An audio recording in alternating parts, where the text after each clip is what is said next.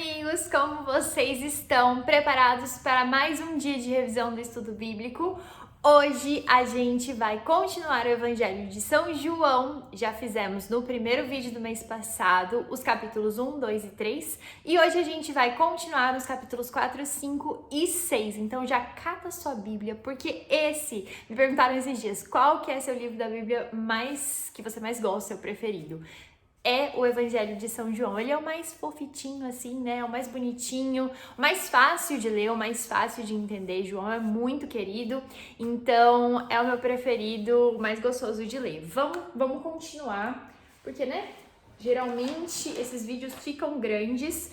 Eu já quero começar no capítulo 4, tem inicialmente já aquela história de Jesus indo para Samaria, indo pegar água, parou um pouco para descansar, para pegar água no poço e se aproxima uma mulher samaritana e ele pede água para essa mulher samaritana. Já naquele primeiro momento, ela se assusta porque os judeus não costumam falar com mulheres samaritanas. E dá água para ele e eles começam ali a trocar, a conversar. E a ideia central dessa passagem é justamente que aquela água que vem do poço, aquela água que vem da terra, ela nunca te satisfaz. Você tá sempre querendo mais, você tá sempre com sede. Exatamente como são as coisas da terra, né? Na terra, quando você procura satisfazer as suas vontades por meio de coisas terrenas, você sempre vai estar querendo mais, você nunca vai se sentir realmente saciado. E aí ele apresenta a essa mulher uma nova água, uma água viva, aquilo que é eterno, aquilo que é duradouro, aquilo que vem de Deus. E ele faz essa analogia bem legal. A água que eu tenho para te dar, ela é eterna. Você nunca mais vai ficar se sentindo sede e correndo atrás desses prazeres imediatos dessa água que vem da terra. E o mais importante aqui é a gente perceber que ela estava pronta. Aquela mulher samaritana estava pronta para escutar o que Jesus tinha para dizer para ela. E dando continuidade ali na missão que Jesus quer apresentar aos discípulos na Samaria, ele começa a falar sobre o poder da obediência e a dificuldade de obedecer. Então ele se dá o exemplo como servo que veio cumprir. Ele veio para um fim bem específico, ele veio cumprir as vontades do Pai dele. E ele quer mostrar o quanto isso é grande e fortalecedor. E aí ele fala dos frutos, desde quando a gente está plantando, a gente é como se quando você ajuda alguém, você está ali plantando uma coisa boa no coração daquela pessoa, você já se sente bem. As primeiras alegrias, elas já surgem ali no seu coração. E ele quer dar esse testemunho e esse exemplo de que o serviço é algo que nos completa, é algo que faz a nossa vida realmente fazer sentido. Quando a gente foca nesse único fim, o meu fim é vir aqui e obedecer, é ser servo daquele que me enviou e cumprir aquilo que ele me predestinou a cumprir. Isso é muito sensacional. E aqui Jesus começa a fazer milagres de cura, de expulsão de demônios, principalmente de cura aqui, né? Ele cura o filho de um funcionário real, depois ele cura um enfermo de Bezata. Enfim, ele começa a trazer os milagres, a apresentar os seus sinais. E desses sinais a gente pode tirar 3 ensinamentos principais. O primeiro, que as curas existem conforme a fé daquela pessoa. Então, quão importante é a gente pedir para Deus estar sempre aumentando a nossa fé. É tão difícil, às vezes, a gente acreditar que uma cura dessa tão grande pode acontecer, né? Eu sempre fico pensando sobre isso. Quão difícil é a gente ter uma fé tão grande, tão inabalável, que vai acreditar que uma pessoa que está quase à beira da morte ou que já morreu pode vir a voltar a viver por um milagre de Deus. Isso é muito, muito grande, é uma fé, e ele fala que seja feito conforme a sua fé, para a gente entender o quão importante é estar sempre trabalhando em cima da nossa fé. A segunda ideia é que as atividades de Deus, elas não podem ser interrompidas. Então ele fala que muitos fariseus, muitos escribas, eles ficavam se perguntando assim, como é que ele tem essa audácia de curar aos sábados, que de acordo com a cultura deles não podia fazer nada aos sábados.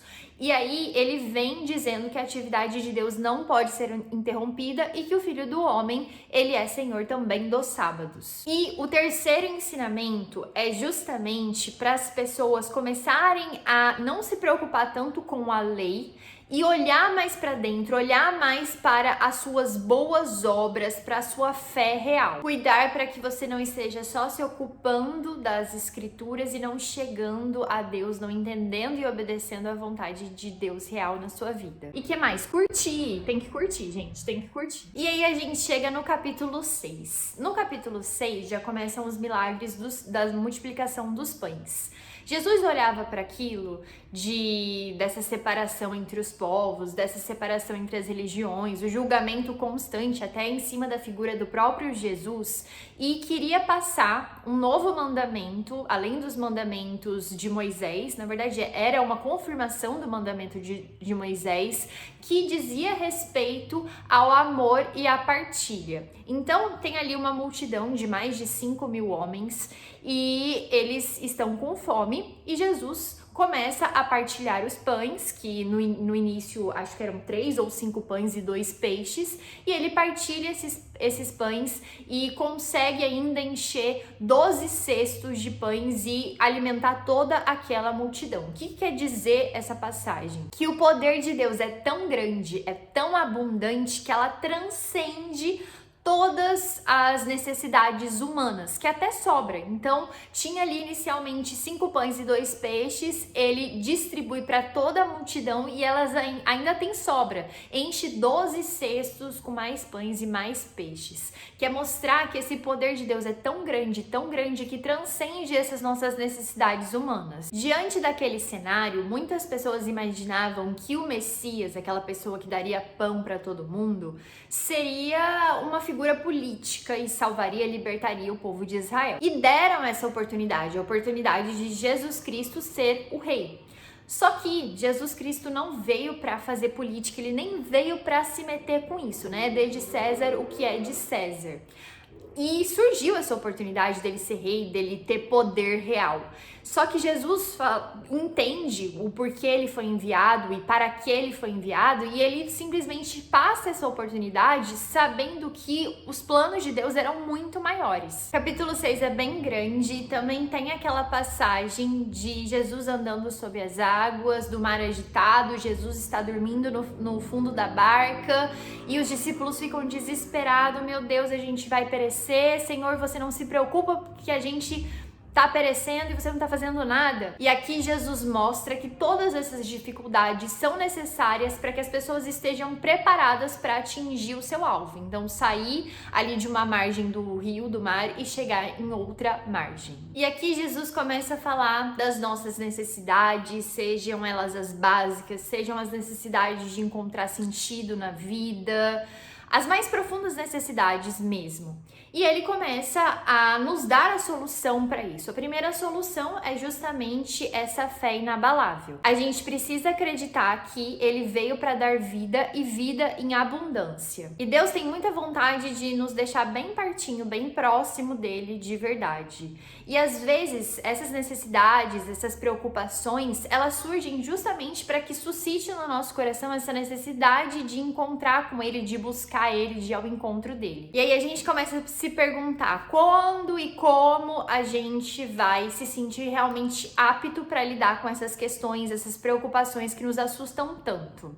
E vem Paulo, né? Paulo fala muito sobre isso, da gente começar a viver a vida para Cristo. E é um alívio entregar a vida para Cristo, ter um fim em todas as nossas ações direcionado a Jesus. Enfim, esse combinho aí de acreditar, de ter muita fé, de crer de verdade e de entregar as nossas preocupações na mão do Pai, acreditando que a gente tá seguindo o caminho bem de olho nele, né? Quando Jesus anda sobre as águas ali e Pedro sente medo, por quê? Porque ele desvia o foco dele de Jesus e olha para o medo. Ele não consegue caminhar por causa causa disso, falta fé e falta um fim, um foco específico que seria Jesus. Que se a gente tiver esse foco, essa vida para o Pai, a gente realmente se sente muito mais forte, muito mais empoderado para passar por qualquer dificuldade. Espero que vocês tenham gostado de mais esse vídeo. Estamos aqui na nossa conversa gostosa. E deixa seu like, compartilha com os amigos, comenta aqui embaixo se você gosta de vídeos como esse pra eu saber e aí continuar trazendo, tá bom? Um beijão e até o próximo.